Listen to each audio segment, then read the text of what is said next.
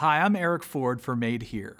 The Mystery Mountain Project from Montreal, Quebec filmmaker Greg Gransden tells the tale of extreme reenactment. In 1926, a young couple set out into the British Columbia wilderness in search of an undiscovered mountain. When a group of modern adventurers try to recreate their journey today, they discover they've bitten off more than they can chew. This film explores the lengths some will go to follow their passions, and also serves as a cautionary tale as we witness the journey falling apart. You can watch the Mystery Mountain Project and many other Made Here stories about the region streaming on vermontpbs.org and through the PBS app. Enjoy the film, and thanks for watching.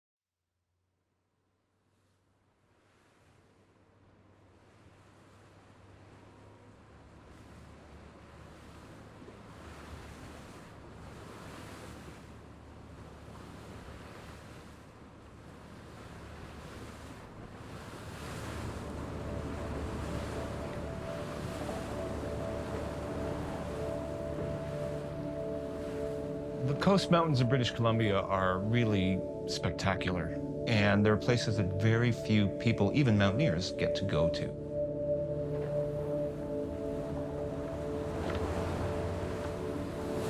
I learned to climb in the coast mountains, and they're some of my favorite mountains in the world. The coast mountains of BC are a very special place. It's a place of extremes. The trees are extremely big, the mountains are extremely rough, the rivers are extremely violent. It's just nothing's mediocre in these mountain ranges. To get to the tallest mountains in this range, you have to sail up a long fjord called Butte Inlet. And that's exactly what a young couple did in 1926. Their names were Don and Phyllis Munday from Vancouver. Don and Phyllis Munday were like the original extreme sports couple. Really a powerhouse couple in mountaineering. They were at such a level. It's like asking Wayne Gretzky how to score a goal. He's going to say, well, you just put the puck in the net. That was their attitude to mountaineering. They were amateur explorers. They loved going out to explore and discovering new mountains that had never been climbed. One day they were hiking on Vancouver Island, and they caught a glimpse of this huge mountain to the north in the mainland that they knew did not appear on any map. With a group of friends, they decided to set off in search of this undiscovered mountain, and they called it Mystery Mountain. So we're following in their footsteps, recreating that journey. We're going to use the same gear, equipment, clothing, food, tents, everything that they used 92 years ago. We're aiming to climb the same mountain that they went in search of, which today is called Mount Waddington and is the highest mountain entirely within British Columbia. Brian and I started talking about this expedition, 4 years ago. I think you got it. Yeah. There it is. Okay. It evolved from, hey, let's go climb Mount Waddington. It just kept evolving. So here's the idea. This is our river. Down here, we're up on the bank. We're going to fell this tree so that it spans. Brian, he's a very charismatic guy. He's outgoing. He's a real salesman. He was able to pitch this to a lot of people. He's passionate. When he gets a hold of something and wants to do it, he doesn't take no for an answer. Plan for the expedition was basically to take a boat ride up the Butte Inlet. From there, we're going to start up the Hamathco River on foot and then summit Mount Waddington. Sounded simple, but very ambitious. It was all about the objective of... Rob Wood is a retired world-class mountaineer who guided in the Waddington Range and climbed in the Waddington Range many times. You chose an unfortunate time in history to go. Yeah. Because the valley is less successful now than it ever was. Yeah. The Hamatko Valley, it's an impenetrable brush. Rugged, I mean, there must be jungles in Africa that are more impenetrable, but I haven't been to Africa. And for some people to come announce that they're going to come in and replicate what the Mondays did without any previous knowledge or experience makes it pretty unlikely that they're going to succeed.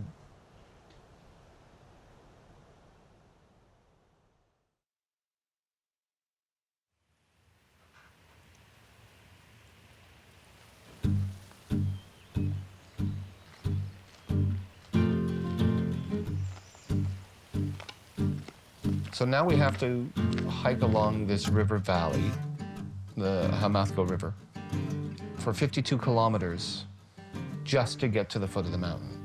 This is what the Mondays did in 1926, and we're following their footsteps.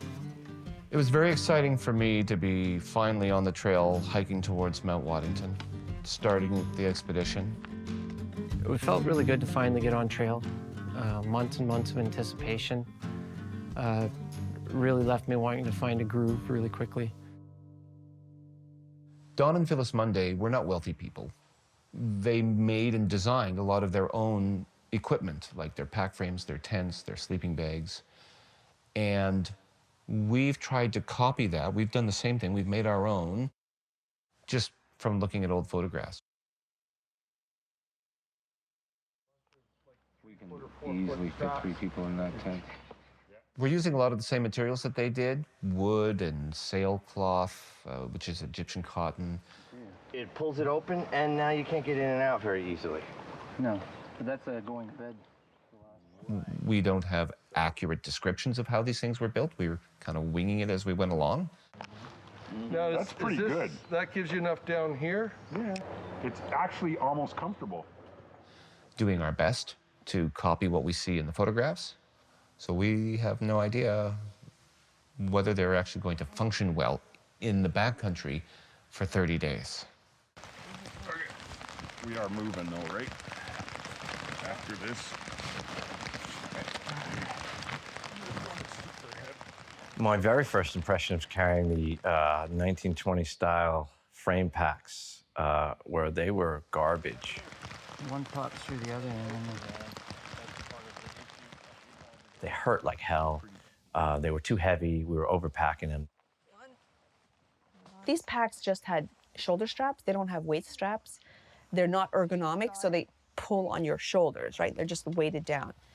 So they would dig into the shoulders, and after like a couple of hours, my arm was all, the circulation basically got cut off. My arm's all tingly, and I'm like, I can't carry these packs. It's impossible. oh, mother. So we're moving along, and suddenly something happens that kind of takes the wind right out of our sails. Why is it always me? The shoulder strap of my pack snaps right off. I couldn't believe it because we were 800 meters down the trail and the first pack broke. Not a good sign. When you take these packs off, be very gentle doing it. Yeah. My pack strap broke. No way. Yeah. Isn't this fun? I'm gonna save that. Can't even eat. Maybe we should lighten the loads on future a little bit. We'll all be used to this in a few days. As we're discussing what we're going to do about this broken pack frame of mine, the strap of Joe's pack frame breaks. I knew that was happening. Okay. I could feel it on the And I realize these are all going to start falling apart. This won't even tie. There's not enough strap now. It just ripped on the corner of the frame and just fell apart. And I couldn't have been happier, actually, because I was so miserable carrying that pack. And sleeping bag. 20 minutes into the expedition, I'm thinking, we've got a real problem here. All right, I'm going to take Susanna and Patty on to camp. So I decided we'll move ahead. We won't go too far. We'll find a spot where we can make a camp, and we'll move everything up to there. Broke again. But I'm going to fix it later. You know, we'd gone maybe 1.5 kilometers down the trail. Can't we camp here? Why carry stuff back that we're going to carry again? Let's camp here. And that's where we decided we were camping, in the middle of the trail, where we had to actually clear away berry bushes and trees just to fit the tents. It felt really kind of chaotic and disorganized. We almost were like told by the universe or whatever, like, hold on, you can't rush through here.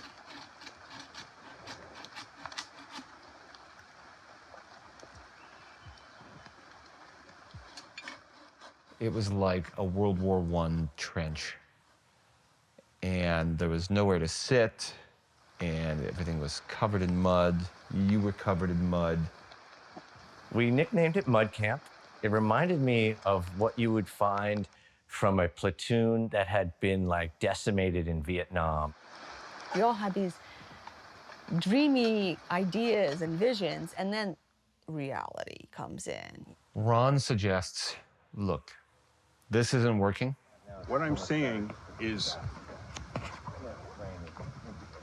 this is the first day. Exactly. And everything has gone wrong. Ron wants us to retreat back where we started from, regroup, fix the pack frames, and start over. At some point, we get far enough where we can't turn back. And we get out there where we have to ferry 10 loads in one day to get back. Ryan didn't want to do that. He was very adamant we were not going back. Yeah. We don't lose an inch of ground. I think that most people were watching this exchange between Ron and I and thinking, oh man, this guy is just going to push and push and push, and he's not going to quit. Cut wood. Brian seemed overwhelmed at this beginning point. I think we all were a little bit. He seemed like he was trying to be very forceful about things, as if that was going to correct the situation. But if we turn back now, it's going to be harder to get going. It wasn't worth getting in an argument over. Just, yeah, okay. First night in the tent, it was pretty wild. Stuart, you got a wet sleeping bag, buddy. The tents were crowded. The smell was not pleasant. The humidity level was not pleasant. And the mosquitoes were horrific. Oh my God, the mosquitoes. I don't know if you've ever been out in the woods with hordes and hordes of mosquitoes and no bug spray to ward them off. The mosquitoes were so bad, I've never seen anything like it in my life, anywhere. It was relentless. They were everywhere. I've been asked why we didn't design the tents with mosquito nets inside, and it actually just never occurred to me. I certainly, in any of the pictures that I looked at of Don and Phyllis Monday's camps, they didn't have any mosquito nets set up that I could tell in their tents. And I figured, you know, they probably just tacked it out with the mosquitoes, and so that's what we should do. It was really warm and uncomfortable in there. And then with the rain, that half of your sleeping bag touching the tent would just get soaked. Sleeping bags were so hot, and I needed them because we had no defense against mosquitoes at the time. I was sweating. I remember just feeling sweat dripping down me. Felt sort of like being on the subway at rush hour when it's raining. I don't think anybody slept well, although it'd be hard to tell from some of the snoring in the tent.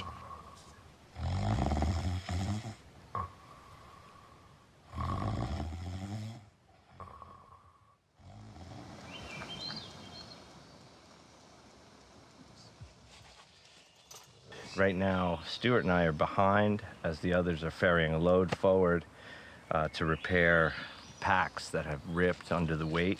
It's not going to come loose. So all the cord has to do is stop this from unraveling backwards. The frame packs needed a ton of repairs in the beginning. Stuart did most of the work. He had kind of worked on his, so he kind of had a good understanding of what needed to be done and modified. Unfortunately, now is a little late to figure out our mistakes. Yeah. But if we're gonna fix them right, we can't just put a Band-Aid on them. We've got to pull them apart. The problem with the sailcloth, it's like paper. It's extremely strong when you pull on it in any direction, but one puncture and it tears. Cheap, really tinny grommets. So what we came up with was we had one canvas tarp, so that was our material there. We were able to cut that off the tarp and hand stitch new shoulder straps. It's gonna hold moisture, but we're testing the strength of the strap we just constructed. Here, Joe. Throw over your shoulder and I'm pulling. How does that feel? It feels great, actually. Luckily, Stuart and I had brought cordage. That's one of the things we learned. Cordage is the most valuable thing, especially with an older style gear. Once we made some repairs, they became very functional. And this is one of the things I keep coming back to when I think of this expedition, how unprepared we were for that, and how much more preparation and testing of gear and breaking in of things you have to do before you head out. In order to learn what they used on the original expedition, we had a number of sources that we could research. So I read Don Monday's book about the expedition and actually looked at the typewritten pages that the Mondays had written for what they were taking on their expeditions. Gear lists, food lists, shopping bills, and was able to determine pretty accurately what different kinds of equipment they took with them. The alpine equipment that we had was, well, very little, truthfully. Alpenstocks, what we would call them today an ice axe. And then we had crampons, which were made by a blacksmith. And then the boots, obviously, the hobnail boots. And then the only other part of the mountaineering equipment for the high alpine was the hemp rope. We didn't have harnesses, helmets, any of that modern day equipment. Meanwhile, we've moved to a new campsite, and this campsite has a lot of sand and a beautiful waterfall and a little pool. It's very lovely. The water was crystal clear. It was just beautiful. It was like a little oasis. Oh, yeah. And that lifted spirits until we realized that these standing pools of water that looked beautiful were home to even more mosquitoes than mud camp. The mosquitoes there were 100 times worse. There were 6 members of the original expedition, which is why we had to have 6 people on our expedition. I already had my buddy Ron Ireland. He and I were planning on climbing Mount Waddington anyway. And then there were other climbers that I knew within the climbing community: Joe, Susanna, Stuart, and Patty. My name is Susanna Oreskovic. I work as a tax accountant, or I did actually, so now I'm more of a photographer. How did I decide to take part in this expedition? Well, it sounded very interesting, it sounded very adventurous, and I always wanted to do something like that.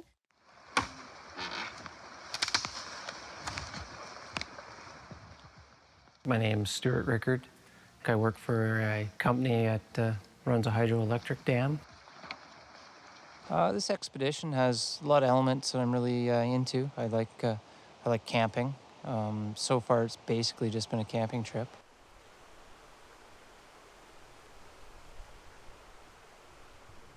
The whole idea of going retro, I wasn't too keen on at first. It's really teaching me that sometimes simple is a bit smarter. So I used to be a chemistry teacher, a carpenter, a photographer, but right now I'm a yoga instructor, working on becoming a kayak instructor. I came on this expedition to learn some of my limits, break through those limits. I have aspirations to do this sort of thing for the rest of my life.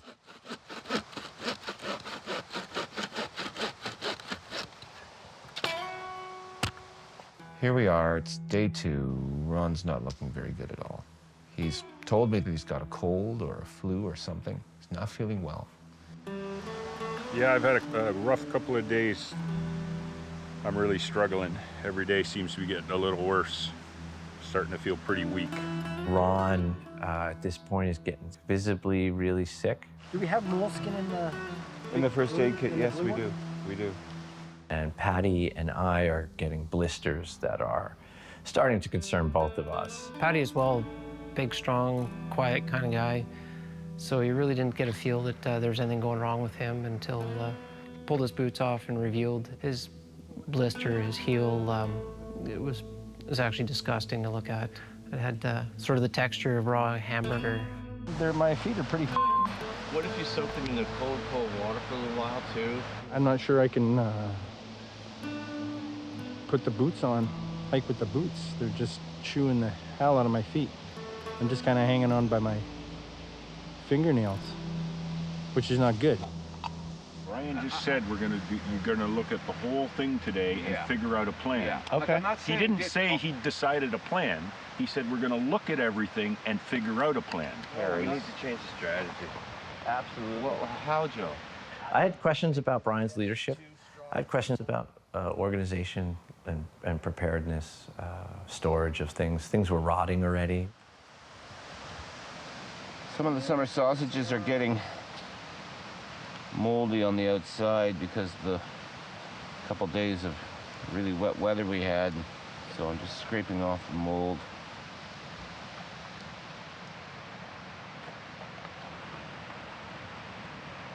Yeah, that's better. We've got a lot of heavy food, which is what they used 92 years ago. So we're taking in 60 pounds of flour, 3 liters of maple syrup, tins of baking powder and honey and lard and butter, 27 cans of pork and beans and about 20 cans of corned beef and 20 cans of tuna. We're talking hundreds of pounds of food alone that we have to carry back and forth from camp to camp and protect from wildlife destroying it and rain destroying it. I know I could take 40 pounds of food 20K today, or 12. There was a huge debate over how to change our style and move better under the weight because things are breaking and it's just not working. It's obvious. What I'm trying to explain here is that we are taking too much food in, and some food does not have to go with us. So why carry it an inch further? Exactly. We don't need to bring Oreo cookies or canned fruit. We don't need saffron. I think we don't need coffee so much. I realize we have to leave some weight behind, or we're never going to get to the glacier carrying all these loads. So let's leave some canned stuff here. Like, we don't need to take evaporated milk with us. I want to leave a lot of cans because they're heavy. Sitting still, food rots. Moving forward, food rots. Cans don't. I was suggesting we leave the cans and we don't take the cans. That's what I'm saying. They're the only food that's literally going to make it to the glacier. Joe insists, no. We need the cans. We need the calories that are in those particular foods. And we know that they'll be preserved long enough to still be good several days later. Cans are the only thing that are going to make it, is my point. I ended up agreeing, we have to take the canned foods. And we'll just trim off as much of the weight as we can. I started the expedition feeling very confident that I had everything planned and all the logistics and was prepared. As things have been going along, I'm realizing that there's lots of things happening that don't fit in with the best laid plans. Need help with this? It's jury rigged. And I guess I have to take responsibility for that. But I felt that Joe's criticism was a little harsh and unfair. The camp we have. Poor Ron. Poor Ron was in a sad state. I remember seeing him sitting there at meals or by the campfire, and he was just slumped over with his, head bowed low, and he was deteriorating, really. Ron and I planned this expedition together. We were originally going on Waddington together. Trash the place. He's a good friend of mine. He's also a huge asset to the expedition. He's a mule. The guy's a firefighter. He can carry huge loads, and he's a real team player. And I'm thinking, we can't afford to lose this guy. Dude, you look like crap, bro. Thank you. You know, and I don't mean that in And like I feel like it. I know, and I've This is the other concern. Ron's not getting any better. that's I'm hiking him back to Hamathko logging camp today. Patty and Ron have decided that they need to call it quits. And my heart sinks. We've just lost 2 of 6 expedition members. We just lost a third of the expedition. You guys need to make it to the glacier. we're trying. I thought I was fit, but getting sick, you cannot be out here without being super healthy. It is so difficult to be out here, and we're on the easy part of the trail. Mentally, no, I don't want to go, but I have to. I can't go further into the bush. It's just not safe. Not to mention, everyone would be picking up my slack. I'd never make it. I gotta get rest. I gotta get to a doctor. I'm feeling I'm on the edge of the precipice and want to be on the safe landing side. It's not going to happen by heading north into much worse conditions with equipment that I can't deal with. Guys, thanks for everything, man. It's so good to meet you, man. Thanks for all your efforts. I love it. It's solid, man. Really enjoyed meeting you. Catch you on the flip side. I will absolutely catch you on the flip side. My initial thought was I should go with them. Then my second thought was, is that what the Mondays would do? Well, meet us back on the glacier. It's my goal. Alrighty. Stay positive. You too, man. This was the true make or break point in the trip. Feel better. Good luck. Me too. You got this. Let's work together. Are you carrying See you in a week. just this? All right. I've got his. God, can I survive another week? The plan was for me to rest and then fly in and rejoin the expedition. But ultimately, there wasn't enough time for me to get better and to have any business flying back into the mountains. My biggest concern was losing 2 of the biggest, most powerful men on the trip. I was going to have everybody else throwing the towel in.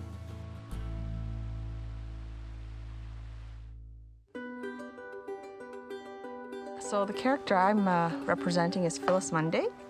She was a woman mountaineer living, well, in the 1920s, because our trip is taking place in 1926. Powerful woman in more ways than I could even say. I'm representing Don Monday on the expedition. He was a World War I vet. He took injuries during the war that slowed him down a little bit. He was small in comparison to Phyllis.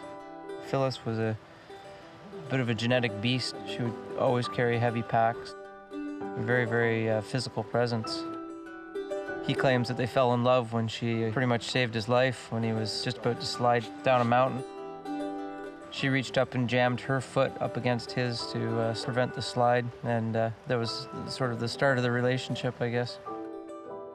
They lived in a log cabin up in the Alpine above Vancouver that they built themselves, and she would hike down on Wednesday nights to her Girl Guide meetings. It's 4,000 feet, and it's very steep. Beryl used to just do that after work, you know, just for the hell of it.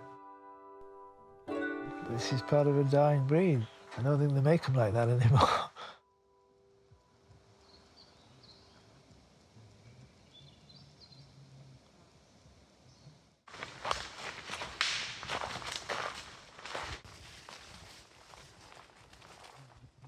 Walking in itself, it's something we all do since about 2, but walking there was completely different.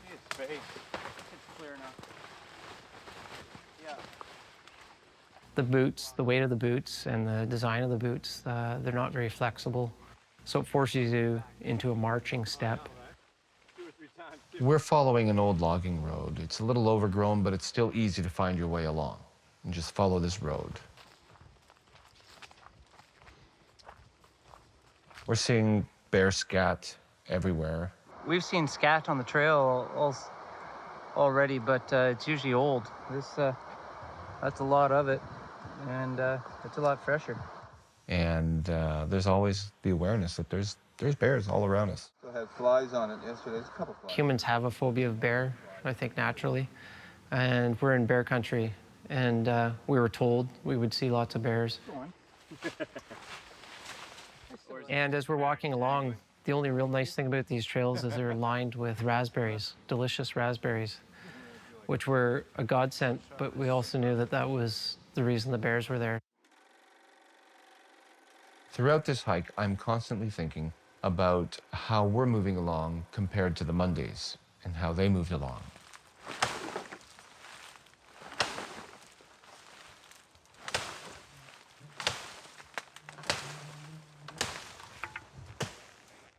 It is much, much harder than I expected.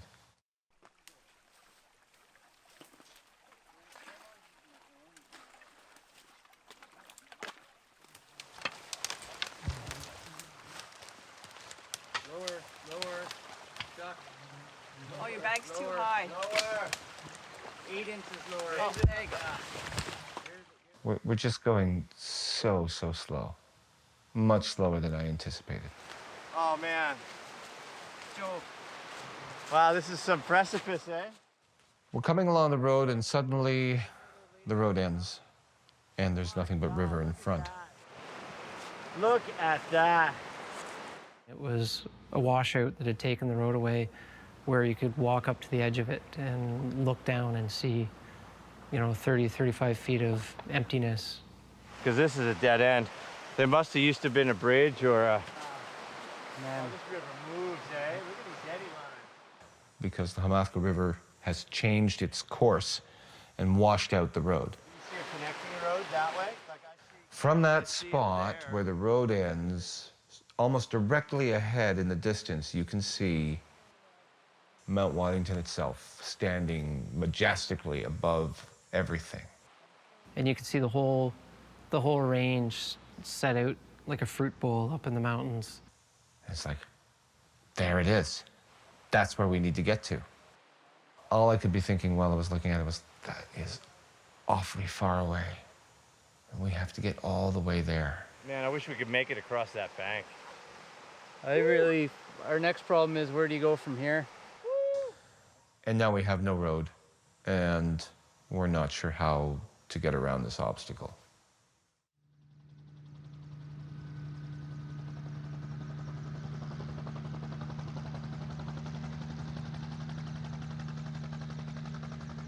So the way we've planned this expedition is that we have a support team of 2 friends of mine, Ron and Mark, who would go in by helicopter to the glacier and meet us when we got there. I imagined the area coming into was going to be like nothing I'd experienced before. Everything was going to be larger, colder, more snow. What we did see from the helicopter was incredible. I knew about Mount Waddington, and I knew that Fred Beckey had described it as second only to the Himalayas. And when I got there, I kind of realized why. Don Mundy described it in his book, The Unknown Mountain, as a nightmare carved in rock. In the meantime, gained a worldwide reputation as being a mountaineer's mountain and a ferociously difficult summit.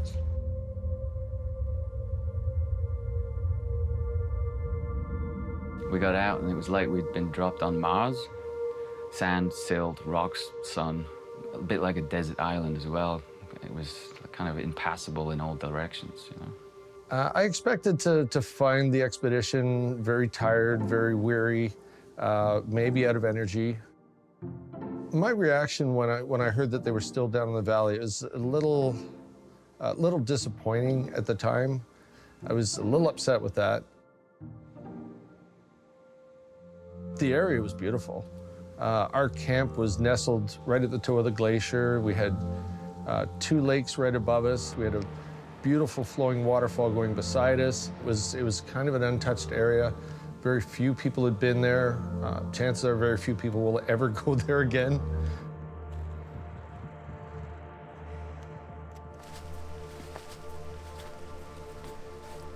So we're at this roadblock. There's a ridge to our right, There's river in front of us, so the only way to go is find a way up the ridge.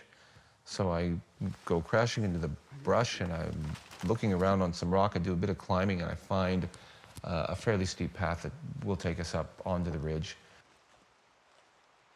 It's the first time, actually, we'd had to gain any sort of altitude in the whole trip.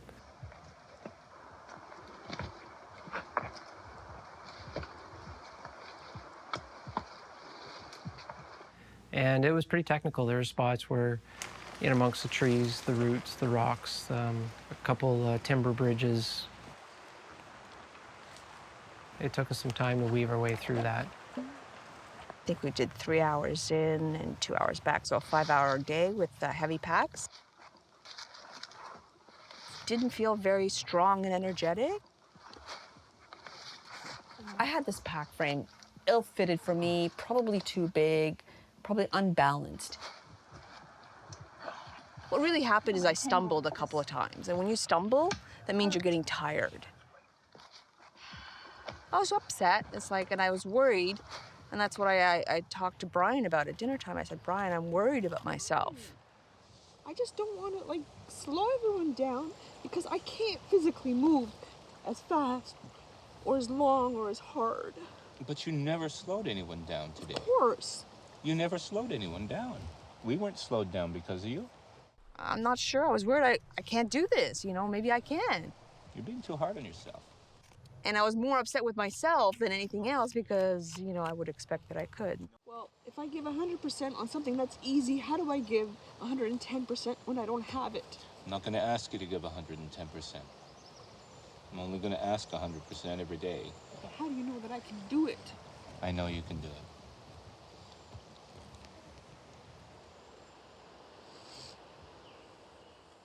Put some moss in here. After several days of having to deal with all the mosquitoes in our tents, I was getting fed up with it. Okay. Now, moss on top.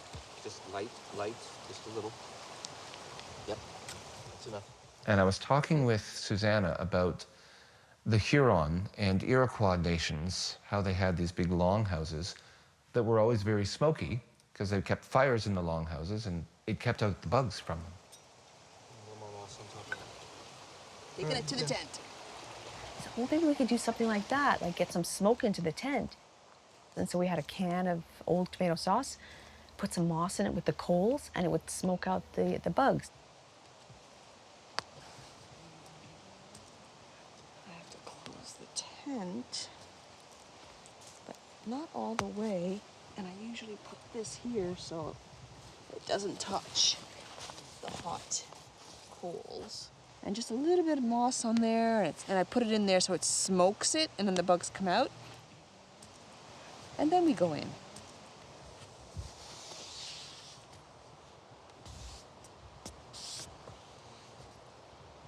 Then once we'd driven out all the mosquitoes, we put the smoker just outside the entrance to the tent and fasten up all the clasps.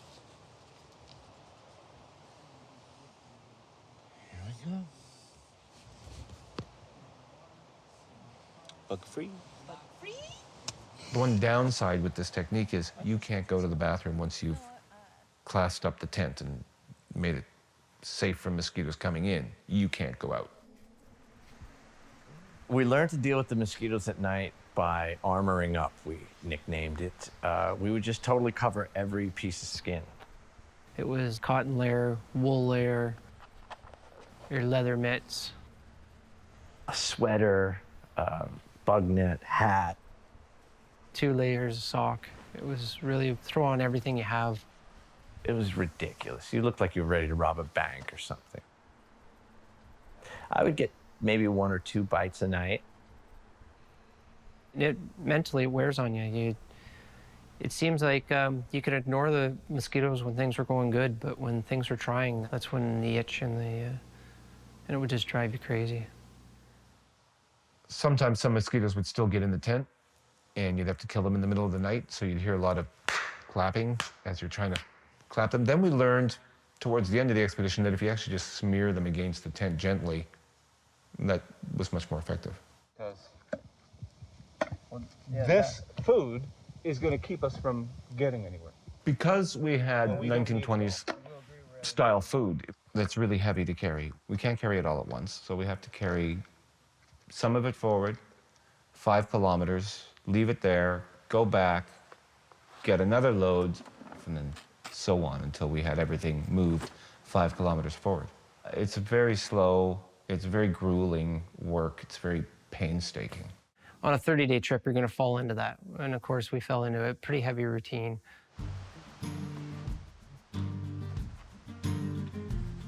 You'd pack your bag the same way. You'd make the carry, you'd get to the end, you'd empty it, you'd come back empty. The saying I always came up with was rinse, wash, repeat. Rinse, wash, repeat. You know, you burn probably 10 or 12 days like that that just kind of all blur into each other.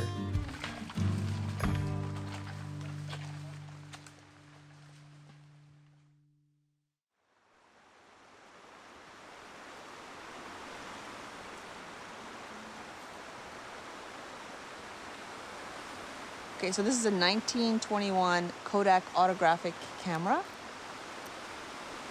And I'm taking film shots, just like Phyllis Munday had done. She had one very, very similar. Oh, I'm trying to take some pictures with the 1921 camera. We don't get to see a lot of big vistas, so this is one of them. I'm trying to capture what I can.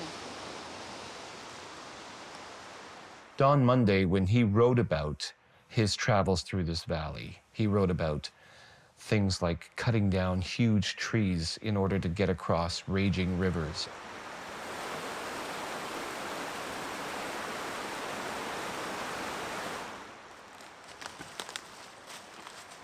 As we're going along this valley, we are mindful of the fact that there are 3 huge rivers that we have to cross. Through all the years of logging that have happened in this valley, they've put in bridges over the rivers, and the only way to get out of the valleys is to find the bridges that were left behind by the logging companies that they built across these rivers. And we haven't even found the first river yet. I have to go up a little bit too, right? We had been told that the way to find this first bridge was that there was going to be a Y, a fork in the road, and we had to take the right-hand fork. So we kept looking for this Y in the road, this fork. We were never finding it. But it looks like there's space between trees there. Yeah. It might just take a switchback.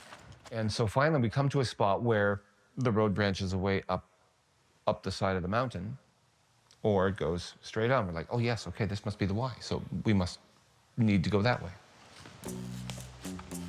I decide we have to go scout out this road to see if it does lead to the bridge, and I'm absolutely certain that this is the way to the bridge.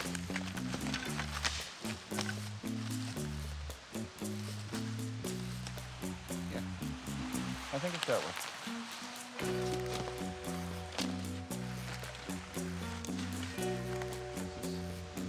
This is not a road. All these rocks here, they would have been cleared away if this was a road. So it must be up that way. Let's try that way.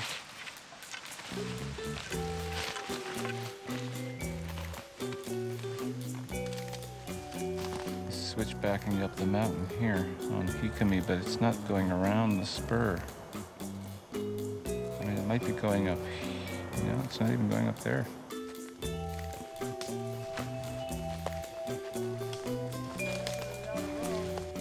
I've just spent an hour and a half scouting up this road to see if it's our route. Now let's check it out for a little bit here. So I'm beginning to think that this is a dead end. This is clearly not the road.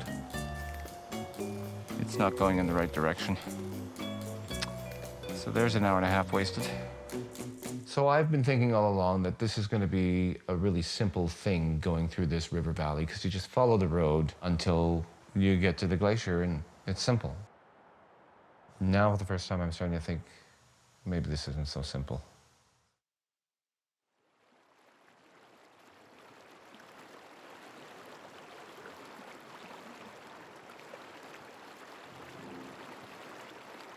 All this time, the support team is waiting for us. They are waiting for us, and they're waiting for us, and we're taking forever to get there. Waiting was a struggle. We had a lot of rest days and a lot of waiting and a lot of frustration. Every day we woke up and I asked, can we take camp higher up? And it would be, no, we can't. We're waiting for Brian.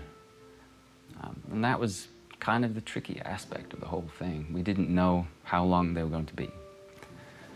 Sometimes they were showing up tomorrow, sometimes it'd be 5 days away. So we occupied our time. We did some exploring. We tried to find ways to see if we could find a way back to the other group. Much like what they were running into, the brush was just way too thick.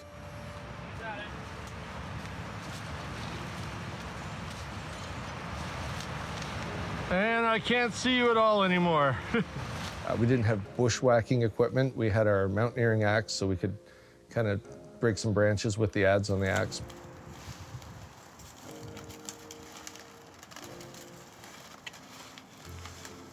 There was no way we were going to bushwhack through there without a map and without bushwhacking tools. I quickly accepted the situation and busied myself, you know.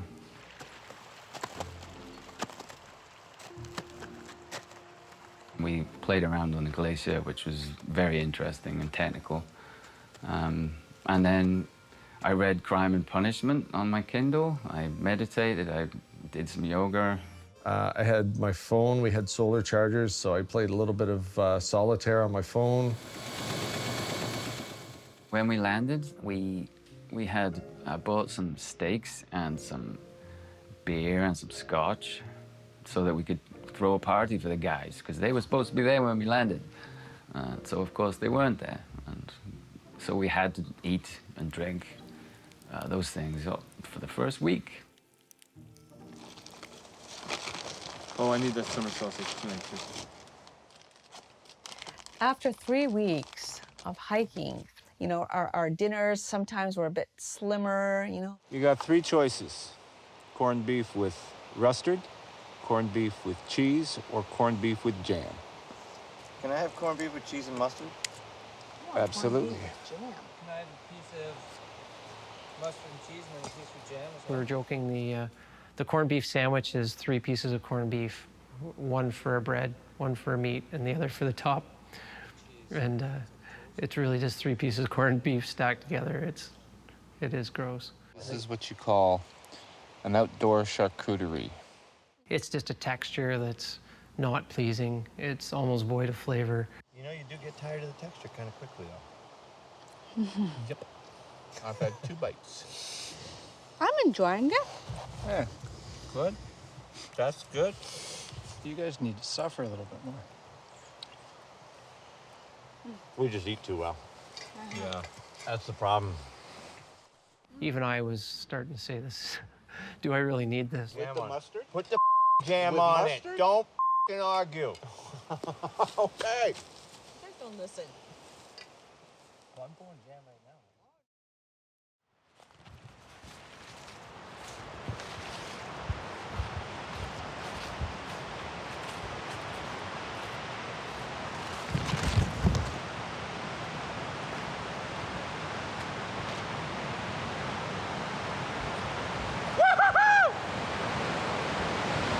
We are on the bridge over the Hikami River.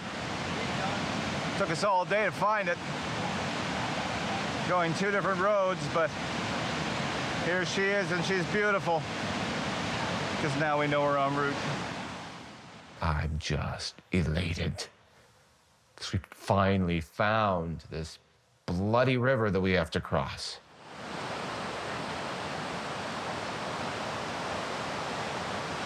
And that's something? Glad we don't have to chop a tree across it.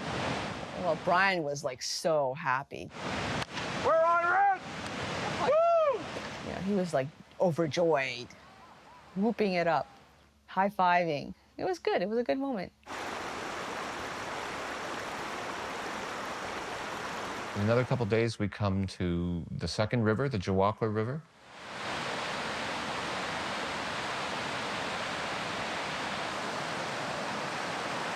So we've crossed 2 of the 3 rivers that we have to cross to get out of the valley.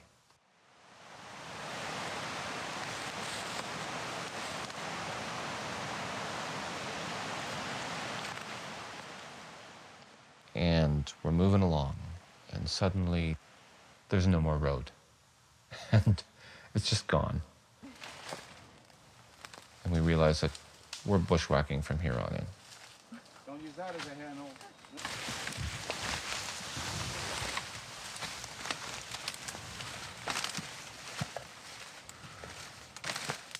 So bushwhacking is basically walking through a forest with no trail. So you are making the trail.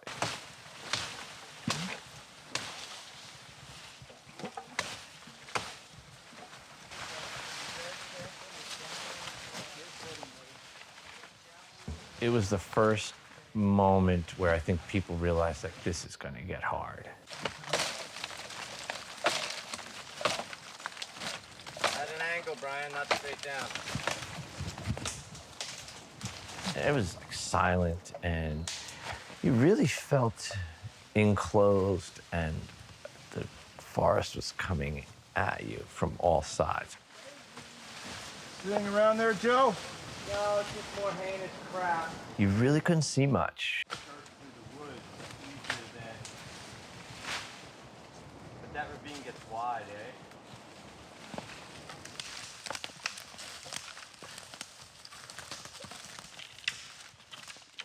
It's pretty hard on your ankles to be walking on side hill like that. Oh, you okay? Yeah, I'm fine. I just tripped. But then when we got down on the flat, the train turned to what I almost thought was a jungle, really broadleaf stuff and mucky mud paths. And then see that sunshine line? That's like about 50 feet, 20 meters off. That might be something, but it might not be. You can never tell from, well, I'm not good enough. You can never tell. I think the biggest skill that has to come out of bushwhacking is being able to pick your lines, being able to decide, am I going to go through that, around it, or over it? And sometimes you pick the wrong line and you just get so tangled up that you have to backtrack. One thing about the rainforest is all the wood is wet to the point that it's springy.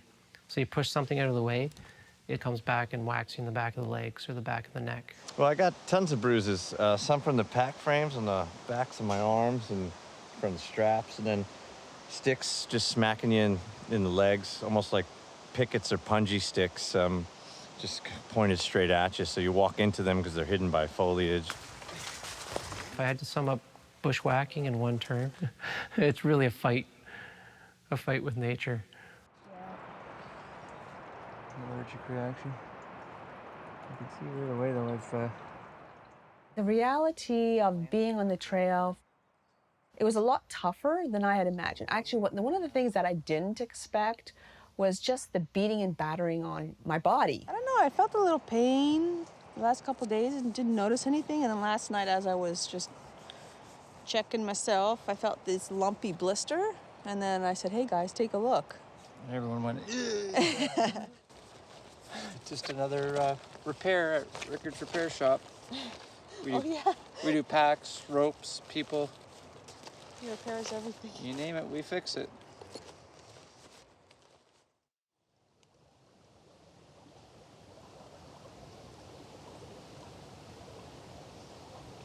Yeah, we've got a long way to go. I estimate 4 or 5 days. Yeah. Everybody's still fit. We're all just exhausted. Yeah. Yeah, so it's not a bad place to be. You just need But if we take that rest day today, this is a good spot. then we're going to have the energy to push after. It's 3 weeks into the expedition. We have 1 week left, and we weren't even exactly sure where we were up the Hamathko Valley. We're basically right here where this dotted line, almost where the dotted line ends. We're right here at this bend in the river. There was some debate as to how far had we gone. Bridge, which is right about there. I think I was feeling that we'd gone more kilometers than we actually had gone. The other day I counted about 15 kilometers when being about halfway along the Hamasco. Since we'd seen Mount Waddington, I did have a real good sense of distance. If we could leave the packs packed at night, or pack them up at night, wake up, move stuff early, come back for lunch, we might be able to get 2 carries on it on a more flat terrain like this. I knew what we needed to do, and we weren't doing it, but I wasn't leading it, and I would make my suggestions and bring up my concerns, and We need to take advantage of this terrain and move faster and further. and that didn't seem to ever happen. I didn't feel like they were taken seriously.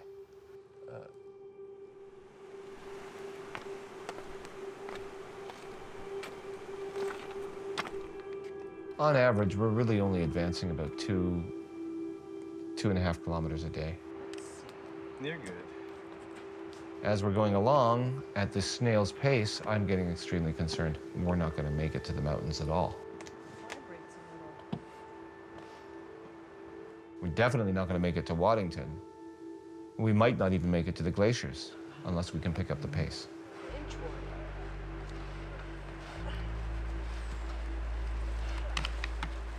There's the river and the mountain. So we can't get really off The space track. between is getting wider and wider. Right, so that's So why what I'm we're- worried about is finding our See gear this when tree? we... We're gonna remember this tree. Joe was very confident about his ability to navigate within the landscape. So he would often just go his own way. He wouldn't even look at a map for the first couple of weeks of the expedition.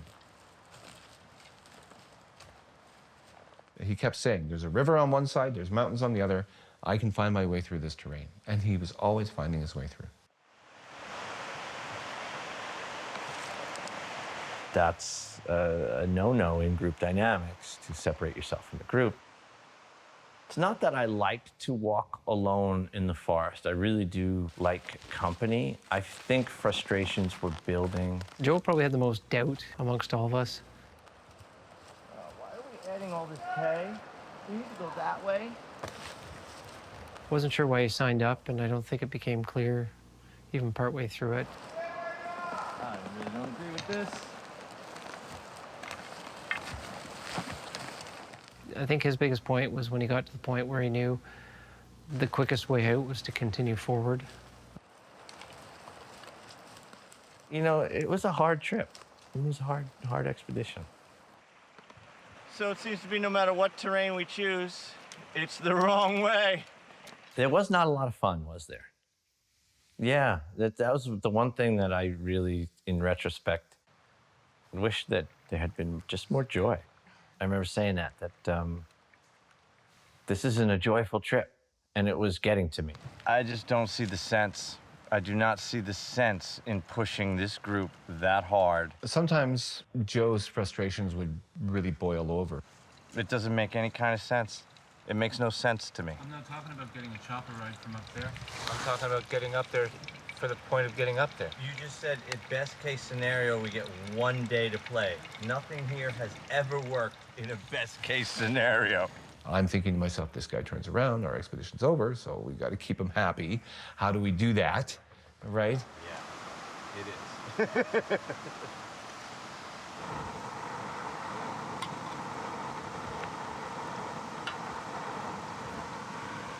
Brian's answer to misery, he figured you can always boost morale with food.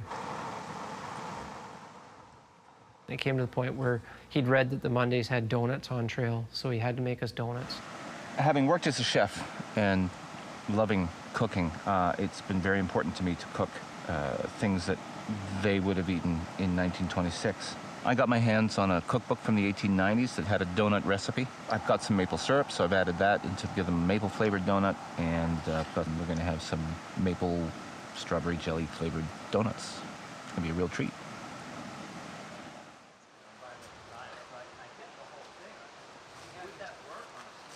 Meanwhile, we've been bushwhacking now for days and days. And unbelievably, the bushwhacking has now gotten harder.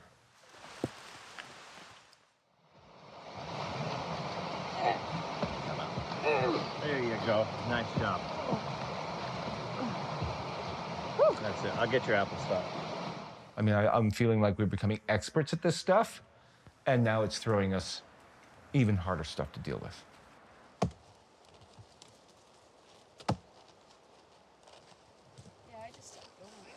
There's giant boulders, there's giant fallen trees, one obstacle after another, and it's like it's taking us forever just to move forward 50 meters. Oh, today's bushwhack was a fun one. Basically side hilling over rocks, over trees, lots of big steps. Pull yourself up with heavy packs. You shift your weight, the pack shifts over, so you gotta fight it. Really strenuous.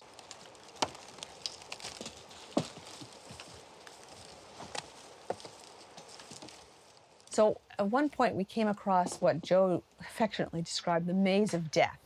And I'm like, oh my God, what is that, the maze of death? The maze of death was a big area of fall, trees and massive trees, and just stacked on top of each other and branches sticking out. So if you fell, you were just gonna be poked with sticks and just, you'd die. It looked like you'd die. It was a scary fall, but it was massive.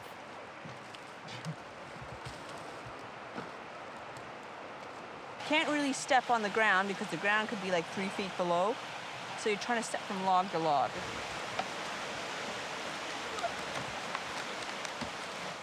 Oh, it's getting pretty hairy. There's a few spots. It's kind of fun too. It's like a jungle gym for adults.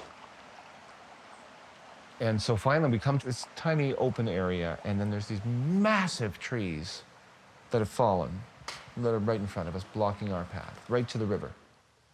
And there's no way around them. And we're exhausted.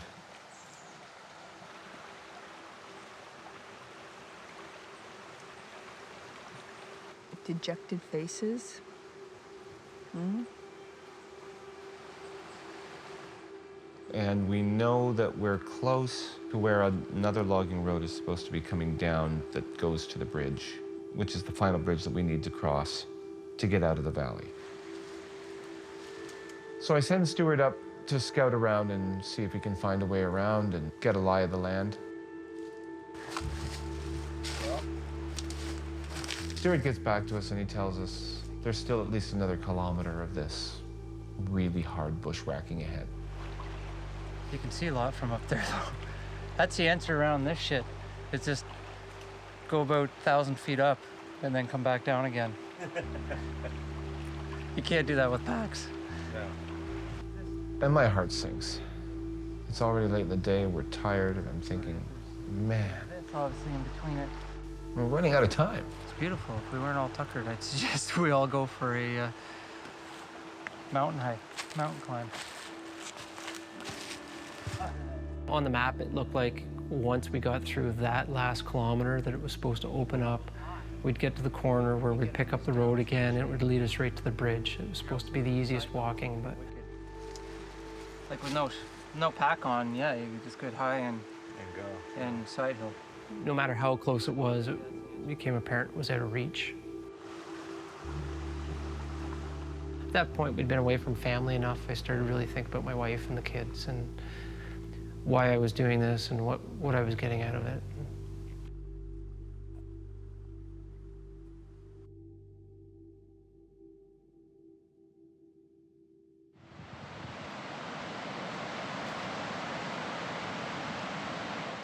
So Ron and Mark have been waiting and waiting for us to reach them. It's clear now we're not going to reach them. I'd had communication with the other team, and I thought it seemed like they were going to be there in a day or two until I talked to my wife, and she sent me a message back saying, no, they're 14K away as the crow flies, and they're managing about 2K a day. So at that point in time, I said, yeah, they're not getting here. Weakness there, we've got all those sriracha right above us. I started feeling upset as far as that went. And that quickly switched into, I started feeling bad for the other team, that they were still stuck in this kind of hellhole and just weren't ever really going to get out of it. I decided it was time we should get out of there. We had everything packed and ready to go. We packed up, jumped in the helicopter, and left.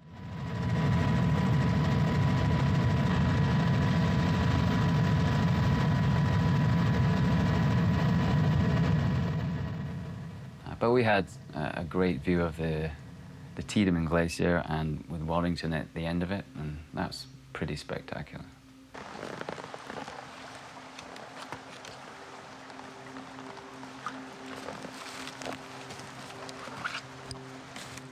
The problem is, at this point, even if we had made it to the mountain, we wouldn't have had our support team.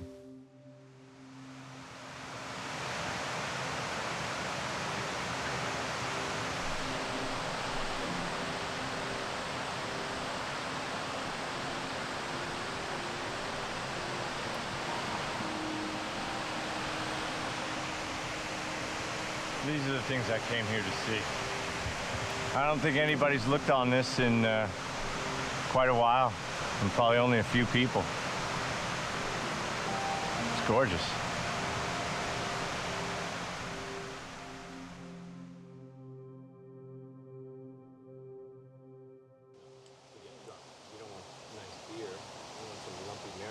So Mount Waddington wasn't going to be an option. Eventually, we came to realize that maybe we weren't even going to get into the Alpine. And that's when all hell broke loose. I have held my tongue long enough. This is it. This is what you got out of this group. That's it. Once it became clear we weren't getting up to the Alpine, I really didn't feel like pushing anymore. It felt like Sisyphus, you know? What's the point? I just didn't want to keep doing that. I needed to rest. You want to be inflexible? Well, here you are. I told you, day 3, this needs to change. Day 3. Here we are in day what, 21, 2, 3, 5, 7. Doesn't even matter. He was done. He didn't want to go on anymore. So he basically called it, saying he was done. And if one member of our team is done, he can't go on, we're all done. Brian wanted to trudge forward, and Joe took the stance that he said, I don't care what you guys are doing, I'm taking a rest day. I've been getting up at early, starting fires, trying to light a fire under everybody's. And you know what? I haven't felt cared for here since day 1. I haven't felt that my concerns were answered on the phone with, do you know how hard it is to carry weight 25K a day? I think I'm a very intense, passionate person, and I think it comes across sometimes. I wish I could do it a little bit more diplomatically, but hindsight's 20/20, right? That's it. That's all I got. I got no more. I can't put in more, is what I'm saying. And you're gonna strand us in some where we can't even get a chopper. You. You. Probably everyone would agree the biggest personality conflict we had was between Joe and Brian. I am mad at you, but it has nothing to do with you as Brian. It has to do with you as a leader of an expedition. Joe maybe being more of a realist, Brian being this visionary. He wanted to be able to say that we made so many kilometers, we made the snow, we made the glacier, so even as our goal was being redefined all the time, I think he's seen it as a real sense of loss. And I felt like, are you kidding me? You're just going to unilaterally decide that our expedition is over? So I lost it with him. I just lost it. I went nuts. I'm yelling and swearing at him, and I just was furious. I was absolutely furious with him. We're out of time. We're out of time. We're not out of time yet. We have 4 days. We're out of time. You're misunderstanding my whole point. I've put a lot of effort into coming here to climb a mountain in BC and get a view. We didn't even have fun. We walked with heavy loads. Great. We hadn't achieved our goal. We weren't going to achieve our goal. And all that hard work. And not just the last 3 weeks of hacking through the brush, but a year's worth of hard work of planning and preparing for this expedition. Don't move. The whole thing's been such a waste of time. Didn't even get out of the valley. Yeah, I can't see what it looks like until it's... No. Let me see the back here. No, look, there's nothing. But the longer I sat there, angry and fuming, The sea just absorbs through my mucus. The power. the more I realized that there's just no point. I went over and I said to Joe, dude, I've been an arrogant ass, and I apologized for the way I treated him. Both Brian and I said, this expedition is a thing separate from our friendship, and I don't want this thing to ruin our friendship. And it didn't. For me, that was the most defining moment of the expedition. Okay, this is the flask they carried all the way through our whole journey. It was supposed to be a summit rum, but this is as far as we're getting. So tonight we're gonna have a shot of rum. I carried this rolled up in my sleeping bag the whole time. Stand up and do. The least amount. Well, if You can dump your... yeah, if you don't like it, you just dump it in my cup. Woo! Here's to a mountain that's even more mysterious now. Yeah. Very mysterious. Here, here.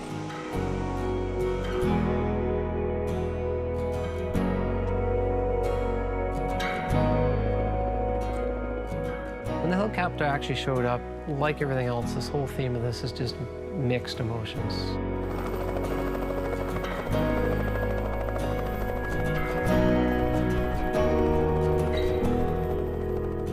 The sense of failure was overriding. We didn't do what we set out to do. But then there was the realization that maybe what we set out to do wasn't actually achievable. To replicate the Monday is a very ambitious project and would really require years of not just sewing your own clothes and making your own food, but making your own maps.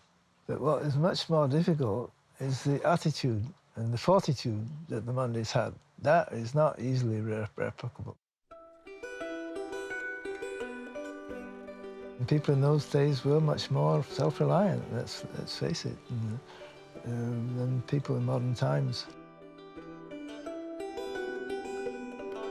And even the loggers and even the best mountaineers, it's unbelievable in this day and age that there's not 100 people that have ever spent time up in that territory. And the reason why is because it's so incredibly difficult. In 1926, the Monday expedition didn't make it to Mount Waddington either. They got out of the valley, and then in one long, hard push, they got to a spot close to the mountain, but they had to turn around too. They were out of supplies and out of food.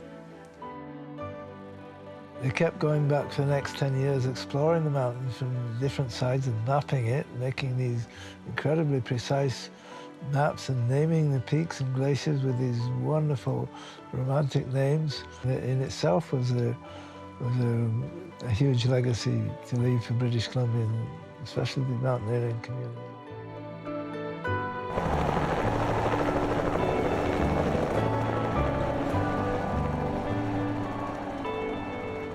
This really struck me as we were in the helicopter flying over the ground we had hiked in the previous 3 weeks. As I was looking down, I was thinking that, oh yeah, there's that spot, there's that river, there's that spot. And then I realized that it was going on for a long, long time, and the flight was a lot longer than I thought it would be. And I realized just how much ground we'd covered.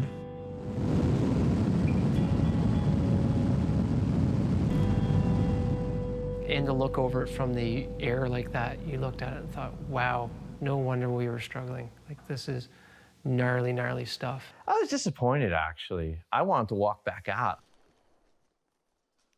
My expectation of this was I was going to come out a little hungry, emaciated, and really changed in that kind of way. So the helicopter took that away from me. I think the biggest thing I learned about myself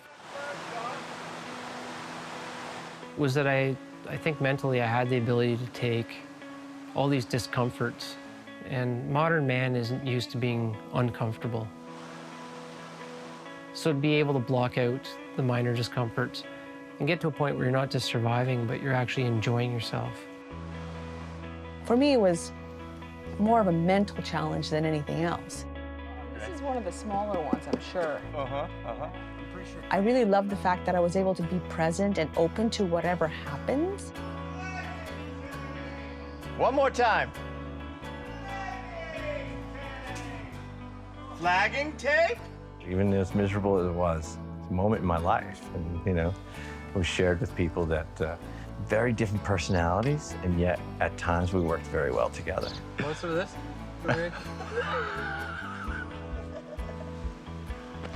Exhausted. No more. This expedition taught me that the Mondays were extremely tough, strong people with a lot more experience than we had. I have to go back and finish where we left off. And God willing, I will go back.